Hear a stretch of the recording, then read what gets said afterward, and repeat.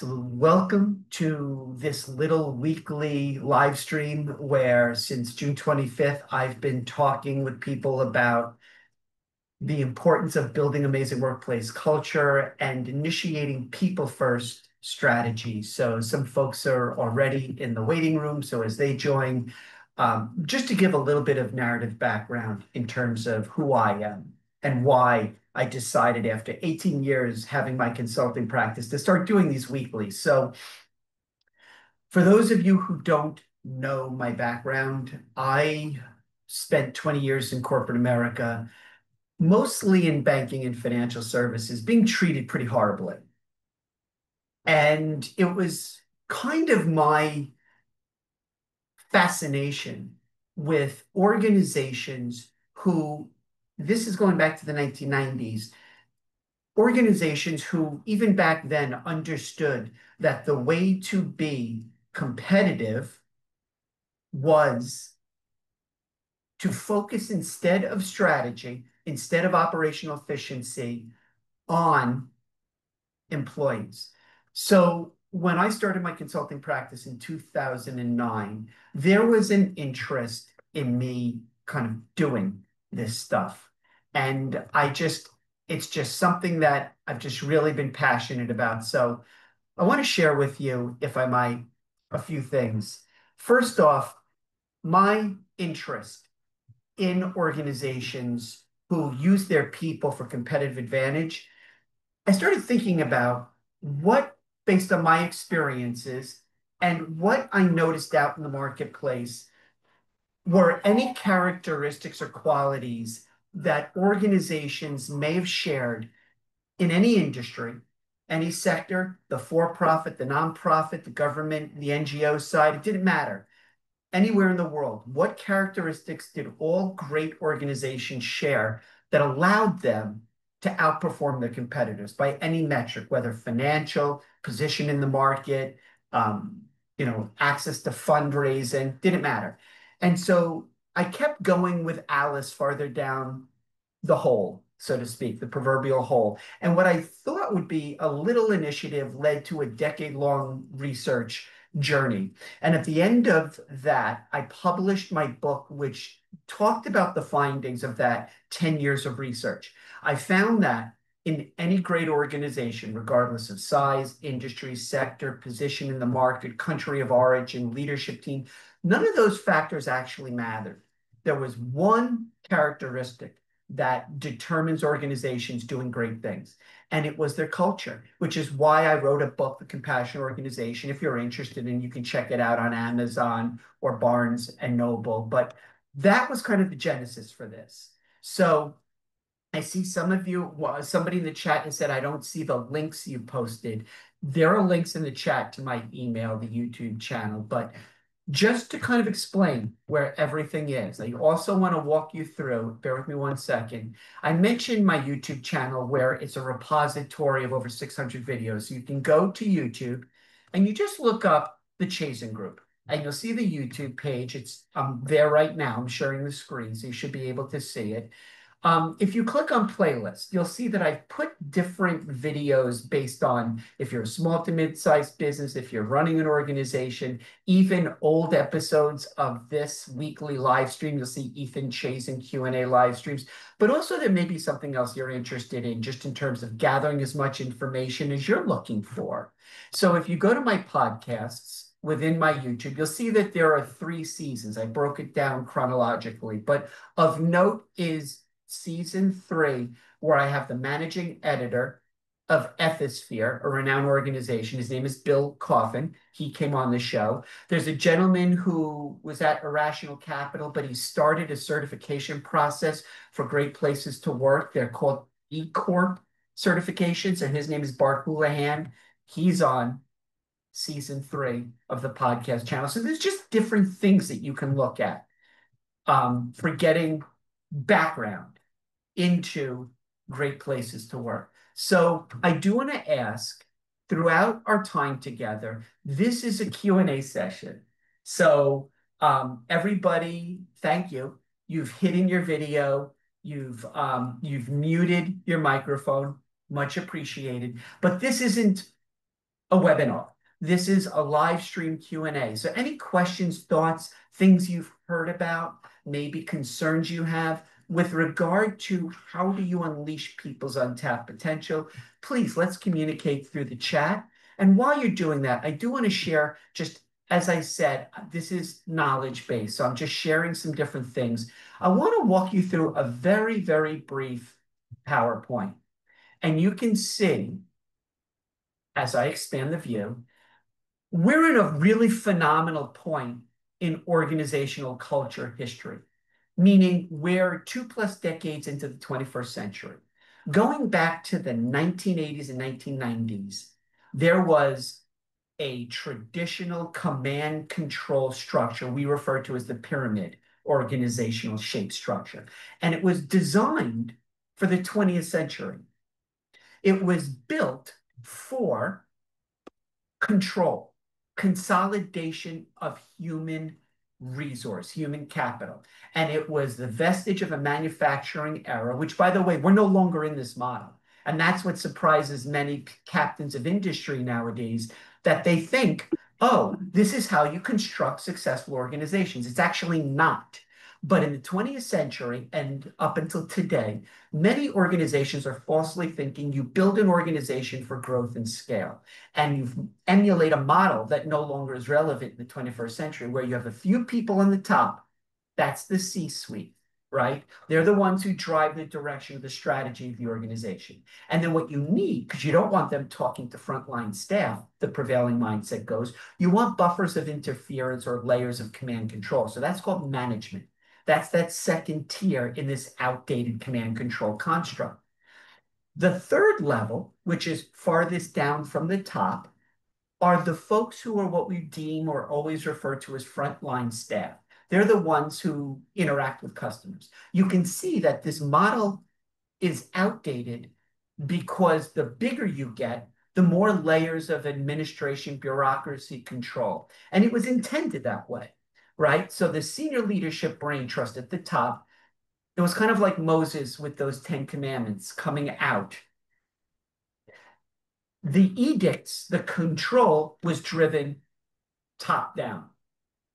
And individuals at the bottom had no interaction with senior leadership. That's what management was about. Management, whether you take the Latin mano agere or the French management, management in the 20th century was predicated through the Industrial Revolution and manufacturing on control.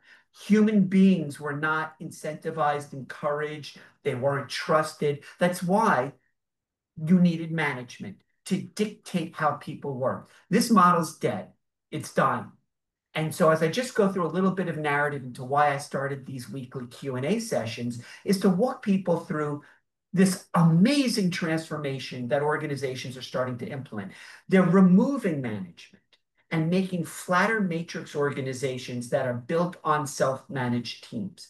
And so in the work, the opportunities, the marketplace challenges come in to the organization, you already have teams that are constructed and they're self-contained. So there's the team members who do the work, they assign the tasks, they figure out who they have to align themselves with. And actually, even this model in the 21st century is being modified day in and day out. It used to be you had people in the role of project lead. So she or he or they were the taskmasters in teams. But really, if you think about that, that was really just a different way of saying managers on teams. Now that model is dying in world-class organizations, Trader Joe's, Wegmans, DuPont, Nucor Steel, Patagonia, Kind, Chobani. You get the imagery. These organizations are creating these self-contained teams who anybody on the team can act as a project lead. The team gets together to determine, based on the work coming in, who's the most suitable person to lead that initiative. And then everybody is cross-trained. So you have job sharing, job rotations, cross-training. All of these skills in the 21st century are predicated on this model's dead. This is the new model. In the traditional way, as I said, you had self-contained teams or you had somebody who was always the project lead. Now with that, what we call agile teams, the team gets around the work that needs to be done and reshifts. It's kind of like Etch-a-Sketch, that game we played growing up where you would make the shapes and then you'd shake it out.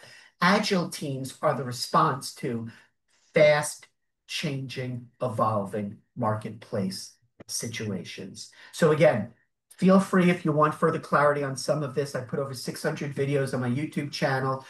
When you go there, I would appreciate you subscribing, checking out what you like. It's broken up by my podcast and playlist. And again, my book is a decade-long pursuit of researching this transformation in organization. So that's kind of the primer for the genesis of this. I want to remind you all, and thank you everybody for joining. This is not a lecture. It's not a webinar per se. It's a live stream where we talk about and we'll have conversation and or I'll answer questions you have. Please feel free to pose any questions, concerns, thoughts you have in the chat. And I'm monitoring that. I have my eye glued to it and we'll be talking about that. But here's my observation, having spent 20 years in corporate America and coming up on 19 years as a coach working with over 500 organizations, for-profits, nonprofits, NGOs, higher education. My observation is this: we need a new model. It's time. We need a new model for work. And you know this viscerally. You know what some of the challenges are or the shifting transformational tides that are going on across organizations, whether they're 10 employees or 100,000. The transformation is being driven by a few things. Bear with me 1 second. I want to just jump into the chat. Thank you, by the way, for somebody who just checked out the YouTube channel. So here are some of the trends that we can spot at the macro level. The shift in the construction of the composition of, and I speak from an American workforce, although I've worked with organizations all over the world. 330 million Americans. You have every day in America's workforce, tens of thousands of individuals, boomers and matures, who are exiting the workforce, both voluntarily and unfortunately not voluntarily. Our workforce is reconstituting. It's reconstituting with millennials, those people born between 1980 and 1996, and Gen Zs born between 1996 and 2010. And now add in the sixth generation, who this summer started entering the workforce in droves. You may know them. They're called alphas, those born between 2010 and 2025. It's their first, maybe second year in high school, and they're working summer jobs. So with the workforce being reconstituted with the majority of Gen Zs and millennials, their values are fundamentally different. They have different expectations of the employee-employer contract. They have different values, different expectations, and thus different demands of organizations. That notion of one employer for life, if it ever was a thing, going back to the IBM era of the 50s and 60s, that's dead. Going back to the 1980s with new 30-year-old MBAs looking at the influx of Japanese and German cars, responding by inferior American products, by doing mass scale layoffs. Those 1980s are dead. In a new world order, organizations need to be nimble. Competition is literally down the block from you and across the world. You have a reconstituted workforce with younger professionals. You have a different expectation about the nature of the employee-employer contract. We had a global pandemic where we saw over 1 million Americans lose their lives. And if you're foolish enough to think that COVID 2019, we're past it, you're wrong. We're still dealing with that. We have things like sandwich caregivers, people in their 40s and 50s who have children and parents in their homes that they have to provide care for. Employees have different expectations about organizations offering health and wellness. So all of these ingredients thrown into the proverbial stew of the 21st century, there needs to be a new world order. And that world order is the way the organizations treat their employees. Employees are not assets. When I'm doing an upfront consultation, I'm talking to somebody in an organization and she or he, they say, Ethan, our employees are our greatest assets. I say, I can't work with you. And they'll say, what do you mean? And I say, do you understand how demeaning it is to refer to people as assets? And I know that some of you may be thinking, what's wrong with that? And please put it in the chat. But let me tell you what's wrong with that. It shows the mindset. Employees are not assets. Gandhi said it's beneath human dignity to treat people as if they're a cog in a machine. When you refer to people as assets, if you think about the derivation of the word asset in terms of accounting parlance, an asset is something that has a value, like a car being driven off a car showroom floor. It depreciates in value at a discernible amount, and at a period of time, that asset no longer becomes worth the cost to invest. When you hear somebody say that payroll is their largest expense, that also is a flag for me that we can't work together. What do you mean? Payroll is an expense. No, it's not. Payroll is, I understand if you look at it financially, you look at balance sheets, income statements, statements of cash flow, you can't really see the people contribution. Employees are not assets, and payroll is not an expense. People are your only lasting competitive advantage. And I'm going to go back into the chat. Okay, thank you. So here's the thing. You, as somebody in HR, you as somebody who's in an organization, you as somebody who can be a champion of people in your organization, you and I both know that there are three levers, right? Three things that the brain trust in any organization can tweak or modify or focus on to give your organization competitive advantage. What are those three things, right?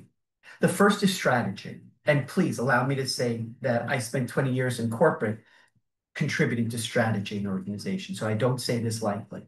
If you have a great strategy, but you don't have the people on board to make that a reality, it's useless. It's like coming up with an annual strategic plan and putting it on the proverbial shelf and not referencing it. So strategy without people is irrelevant. And it took me 40 years to come to that conclusion. The second lever that most organizations have, and unfortunately, they focus on this first because it's tangible, it's easy, and you can measure it pretty straightforward. Operational efficiency, technology, innovation. AI and ChatGPT, as you well know, is all the rage these days. But whether it's dashboard reporting, CRMs, whether it's EOS systems for new organizations, you may have heard of EOS implementers and integrators. Technology is not a competitive advantage anymore. Any organization, any background, any size, any stage at its organic life cycle, it has access to technology, advancements, innovative things that it can leverage. Technology is no longer a competitive advantage, therefore, it is lowest common denominator. You're expected to take advantage of that. So that second lever of operational efficiency has been democratized. Organizations across the spectrum have access to it. So if strategy is not a competitive differentiator, operational efficiency is available to the masses of organizations. That leaves us with one lasting competitive advantage, and that's people. People are scary to business owners, founders, entrepreneurs, startups, leadership teams. People are scary because they're incredibly different. People are unique, invaluable. So every human being in an organization contributes to workforce competitive advantage.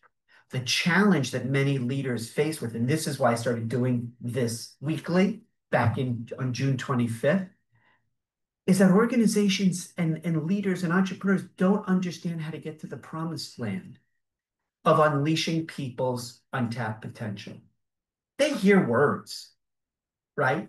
They hear reward, recognition, empowerment, engagement, silent quitting, work-life balance, triple bottom line. profit with purpose. They hear corporate social responsibility, DE&I, ESG. They hear all the alphabet soup, but they still don't know enough, nor may I say, do they care enough to create a culture where you hire the best, you give them the power, you give them the control, the tools, the support, the resources, the coaching, the mentorship. You solicit their ideas, you fund their ideas. That's not happening. And I would ask you all in the audience, why? And what questions do you have about this? I have done two things over the past few years to get to the heart of this. I've designed a very simple, what I call a workforce vitality survey. It's 18 questions, and it literally, when the patient's having open heart surgery, we go in and we look how to look at the flow of the energy throughout the four chambers or the organization through a people perspective. That's the first thing I do when I do an upfront consultation. We literally go through 18 questions, and I get a feel for if the organization is dead organization or world class or where in between. The second thing I've done is I've developed a web-based application back when I started my practice called the Human Capital Audit. And it allows organizations, whether they're 25 employees or 150,000, to look at every department, every function, every team, and look at every employee and say, we hired foolishly back in the 20th century or last week, we're hiring people based on job descriptions. By the way, I tell organizations I work with, I don't want you to use job descriptions anymore. What happens is back in the 20th century, when we had that pyramid command control, organizations were filling vacancies, roles, based on job descriptions, job titles that had a few key responsibilities, job functions, finance, HR, customer care, marketing. It didn't matter. If you had a role that was vacant, you would go advertise with the job description on the job boards and you'd get a recruiter and you'd say, these are the 5, 6, or 7 things we need from the ideal candidate. The rate of change now is too fast. It's too transformational. Things are changing. Technology is changing. The expectations of our employees, therefore, have to match. So rather than hire from an outdated model that's no longer relevant, job descriptions which limited a finite set of skills into one role, we want more adaptive behavioral qualities instead. Instead of software proficiency or coding or access to finance tools, we want people who are problem solvers, critical thinkers, can work collaboratively. They exhibited leadership roles. They have cultural diversity, language diversity. They have parents and upbringing from different backgrounds.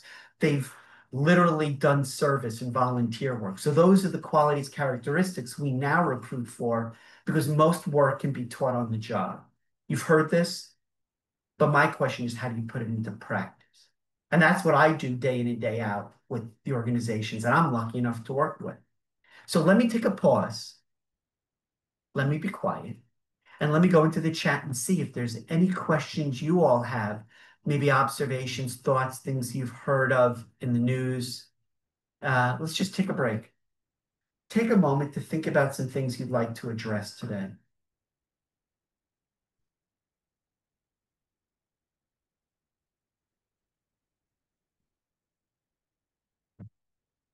And I'll continue to monitor the chat, but here are some of the things that I might recommend, or I do recommend. If you've not seen it, there's a great book called Drive by Daniel Pink. He's also done a TED Talk. The book that he wrote is on how do you empower employees. And his contention is you create meaningful autonomy at 4 levels. So you say to yourself, how do we give over control? So that's how you start to transition away from that dead model of pyramid command control. You give control to your people, your employees. It doesn't have to be maintained or guarded at the senior level, and it doesn't have to be controlled by management. You empower, according to Daniel Pink in his book Drive, based on 4 key metrics. Do your employees have the ability to determine what they work on, who they work with, when they do the work, and where they do it. The reason I have found subjectively, the reason I have found that organizations won't give up power to their employees, why do you think? They don't trust them. And that to me is, the Einstein, the classic example of insanity is doing the same thing over and over again and expecting a different outcome. Well, if you hire people that you inherently don't trust, that's a very strong value statement about your talent acquisition, your recruiting, and the kind of people you hire. The reason you don't trust people to get the work done in the way you deem it necessary to do it is because you're still living in the past. And what I'll say to them is, your employees who do the work are closest to the work. They speak to your customers, your clients, your constituents, the people in the community your nonprofit organization serves, the students and the parents of students who enroll and go through and matriculate from your academic institutions, the employees who come work for your government entity, whether it's city, state, or federal. So the people who are closest to the work know what needs to be done the right way and know what needs to be re-architected to be more successful.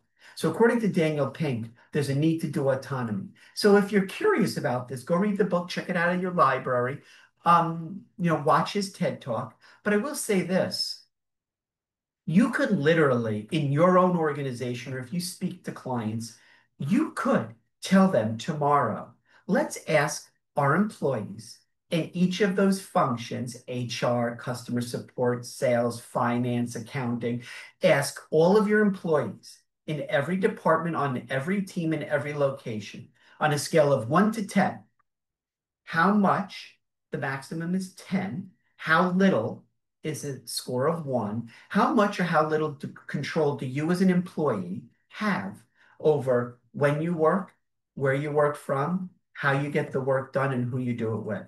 And you can literally do it, anonymously, but you can literally gauge employee feedback at that moment in time by department, by function, by location, by manager, and you can see how much control or how little control your people have.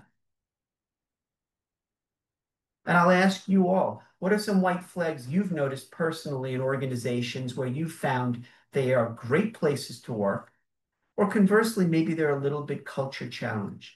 You see, the key problem with culture is everybody talks about it and they say, oh, let's, if it's a founder, a CEO, a CHRO, a CEO, whoever you're talking to, I can reveal in the first few seconds their commitment and seriousness about meaningful change, but also the extent to which they get all of this.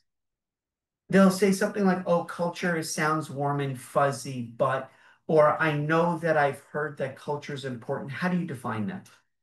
Well, in my field of work, I've created ways to measure it. I'm certified with a number of different coaching methodologies. One of them is called 6 boxes, where we look at the outputs of employee work. We look at nouns, things that can be measured in terms of numerically in employee work and what the organization does or doesn't do to support that. You could look at something like an organization's collective quality of hiring. Quality of hiring is defined on an annual or 2 or 3 year basis. How many people you hired in the prior year have stayed with you and completed a 1 year review?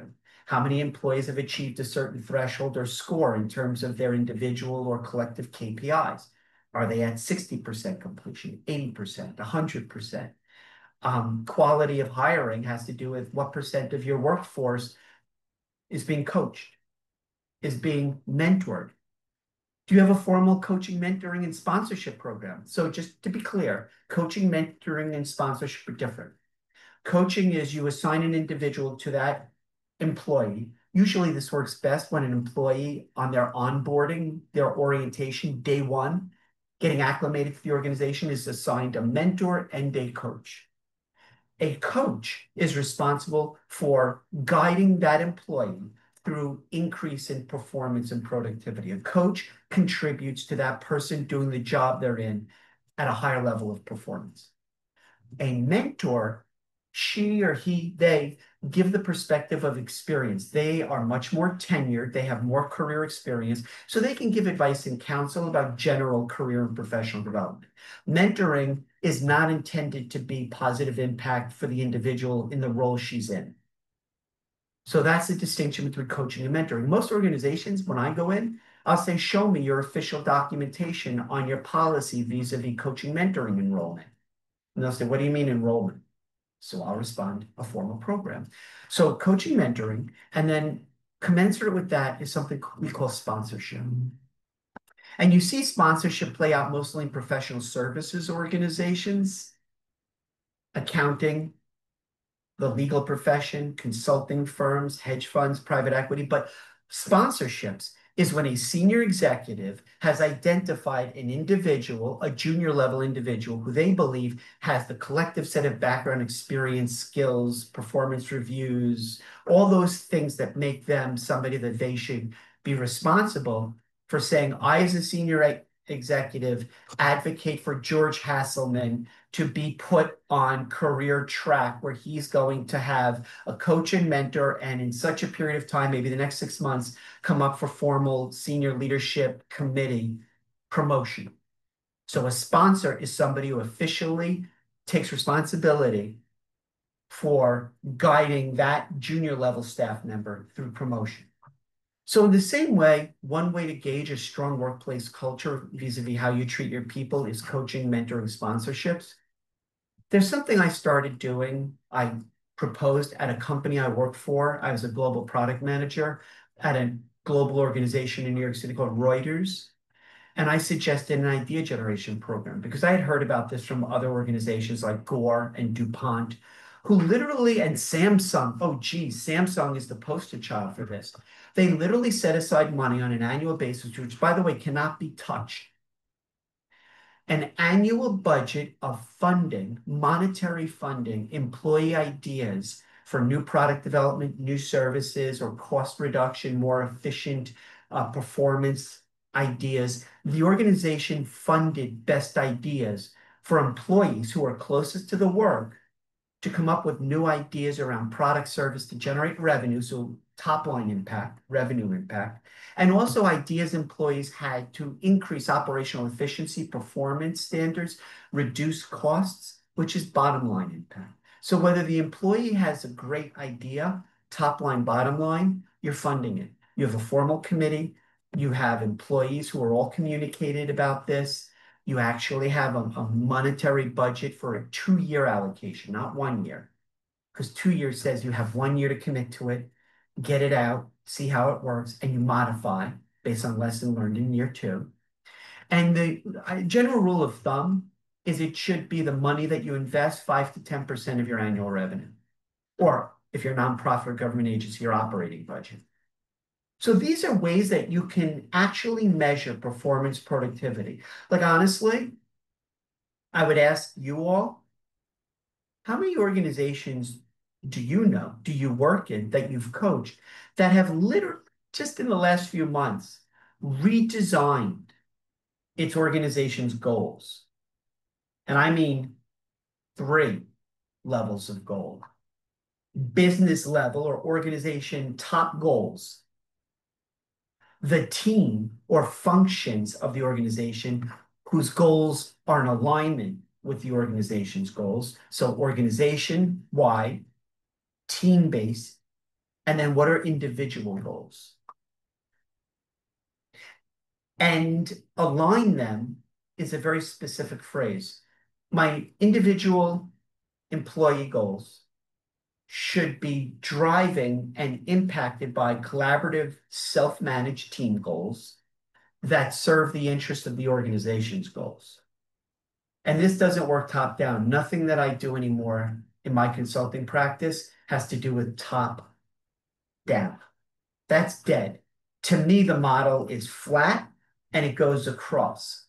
So how often do your self-managed teams talk to each other? How do they talk to each other? How do they share best ideas? It's more than just the technology of putting up a Slack channel or having, quarterly or annual meetings. By the way, I will tell you this in my podcast. I speak to a lot of people who are thought leaders on how you increase performance productivity. One of the worst things you can do is have an annual performance review. The annual performance review from the 20th century is the manager sits down with a direct report at the end of the year and they tell them, here is what I've deemed as being your performance. And sometimes, if the employee is lucky, that manager may exhibit momentary leadership tendencies, and they'll actually say, what do you think about your performance for the year? And maybe if that person is trying to shift from manager to leader, they'll also ask other people that individual worked with at the end of the year for that employee's performance review, hey, how did Elisa do? And that other person, let's say Bill, who works with Elisa, says, oh, yeah, I can tell you that model's dead. That doesn't work anymore. And so what I mean is there should never be an annual review. Or if there is, it should certainly not blindside or take that employee by surprise and then go like, what are you talking about? Instead, we're going back to what used to be in the 1980s MBWA, management by walking around. You should have constant conversation dialogue with your people. And the leader understands a rising tide lifts all boats. A leader doesn't say, this is what you've done that's right. This is what you've done that's wrong. Let me punish you. Get on corrective action. Here's a 90-day probationary plan. You're not performing up to speed. No, the leader says, what do you need from me? What have you gotten from me that works? Where have I failed you? What resources do you need? See, there's the fallacy of goal setting, and there's a great book. There's a great book. The gentleman was head of global research at a company called ADP. He wrote a book called The 9 Lies About Work. And he talks about the fallacy of goal setting. See, when you set a goal for somebody else, they have no ownership in it. There's no accountability. And if you say arbitrarily every month, every quarter, every year, you're going to achieve X amount. And at the end of the year, say, well, you got at 30% or 75 or 110. Woohoo. That has what's called lacking context. What if I had, let's say, George, you set a goal for me. You're my manager. And at the end of the year, I hit that threshold of, let's say, 50%. The natural inclination as a manager is to say, well, you're not going to get, a bonus because you were at 50%, Ethan. But what you're missing is the context. What if that year it was a new product, a new service? We went into a new market. We did a major overhaul of feature functionality. I hit 50% threshold where the honest expectation, giving those factors we're not taking into consideration, I would have been lucky to get a 10% increase. But no, I hit 50%. So goal setting is false on that narrative. Also, goal setting is false because what makes you think, George, that when you set that goal for me, that I had accountability? You give me no control over my work. You don't let me pick where I work from.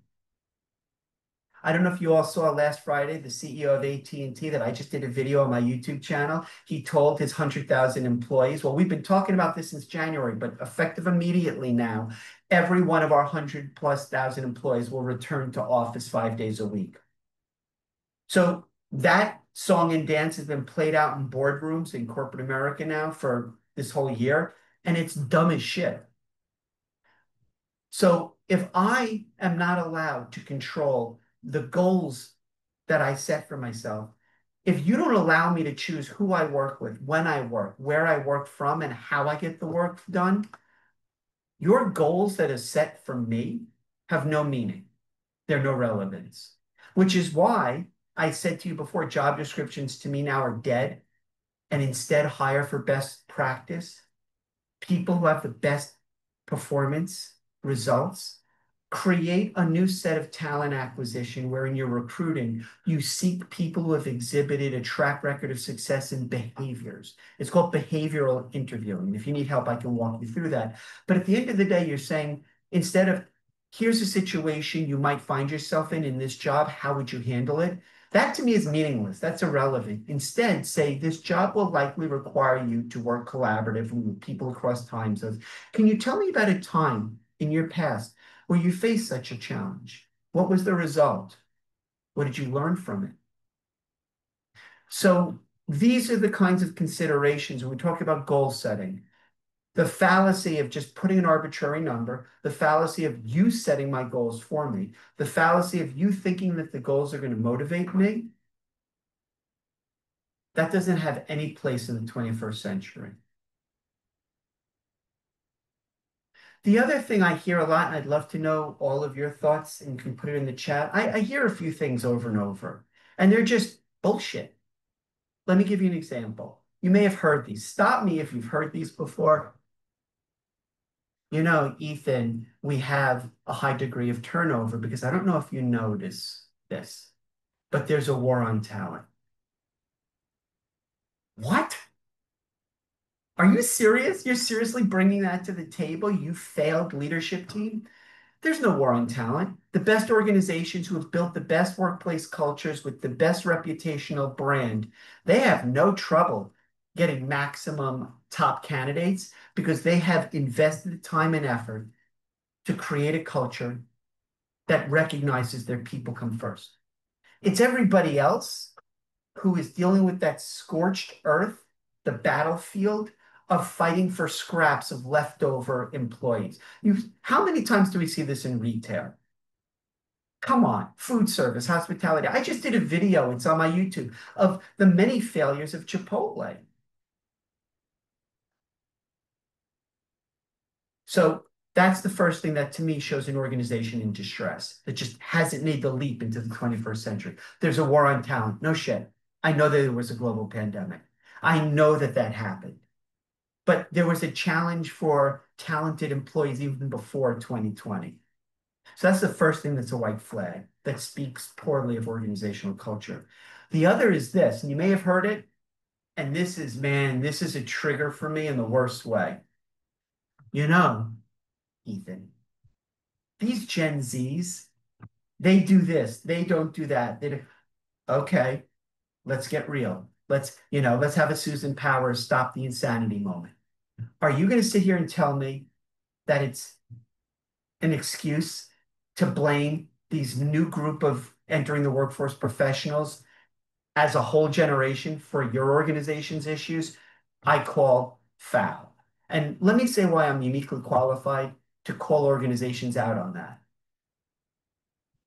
I love teaching in higher education. It's one of the first things I started doing when I went out on my own in 2009. In fact, I've taught at 10 colleges and universities. I've taught over 3,000 Gen Zs, undergraduate, graduate. Things like organizational behavior, marketing, branding, consumer behavior, digital media. I've taught so many students. So many of them are exceptional. It is a simplistic narrative, and quite frankly, it's an easy cop out for an organization to say Gen Zs don't do this, they do this. I understand that they have generational tendencies. I get it. I get that you could say that about matures, those born before World War II, boomers born after 45. Me, Gen Xers born between 64 and 80, and millennials and Gen Zs, and now the new one, alphas. I get that every generation has certain characteristics and qualities, but I've taught enough Gen Zs to be able to say this. They want their organization to exhibit values and behaviors that match their own.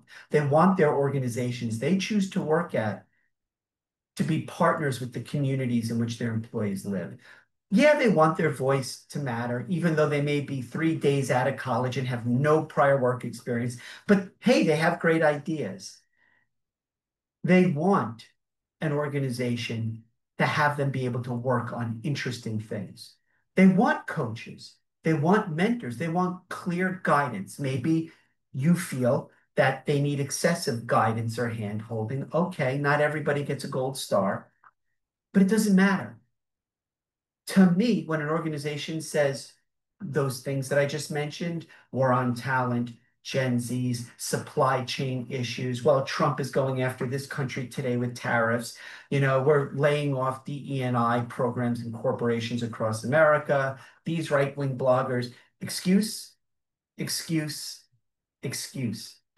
Organizations that shift from command control to people-centric, they build lasting competitive advantage. They just do it organically. So listen, nobody ever complained about a speech being too short. This wasn't supposed to be a speech. It's a weekly live stream. I do it every Wednesday. The link is always the same. I'll be sending out announcements to your email, and I post it on LinkedIn. But I'd like to wrap up today. But before we wrap up, I would like to give an opportunity because I've done a lot of the talking. Does anybody have any questions, thoughts, or maybe follow on to anything I've said, or maybe something I haven't?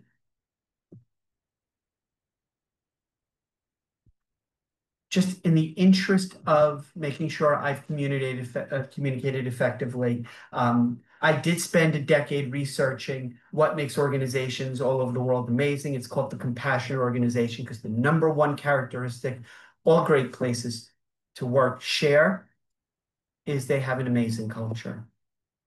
Also, I mentioned my podcast, which is under my YouTube channel. So if you're ever interested, I've done over 600 videos. You can go to the Chazin Group, LLC, on YouTube and check it out there. And also, as my thank you for attending today, please let me know if you'd like to schedule some time to have a one-on-one. So allow me to stop the recording.